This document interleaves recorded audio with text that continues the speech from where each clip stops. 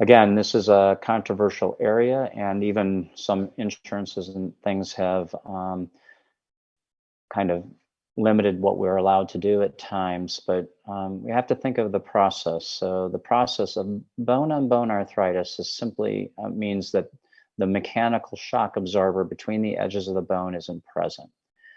It doesn't necessarily, the cartilage specifically, it doesn't necessarily mean people will have a lot of pain with a lot of walking. It can, but most of the pain that we're using injections for, again, is related to the inflammation.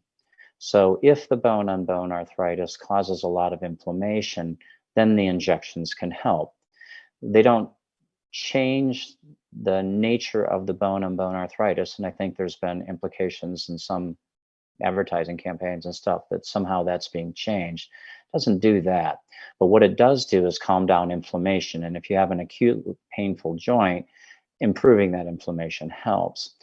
The other thing that's like a simple cortisone shot, which is an anti-inflammatory. The gel injections, which are, we call them the chicken fat injections. The cortisone shot's a little bit like WD-40. The gel injections are a little bit more like a grease. And if you have a rusty squeaky hinge, which is another way to think about arthritis, if you want to keep that rusty squeaky hinge going, you can WD-40 it, keep it moving, put grease.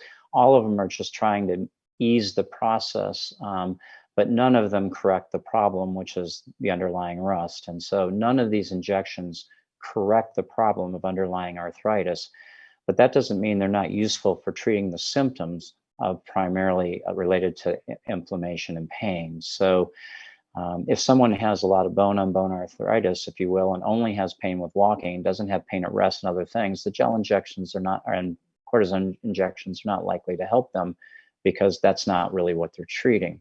But if someone has a lot of inflammation and pain, the injections can help. The important thing to understand is none of these change the natural history of arthritis, but that doesn't mean they're not useful.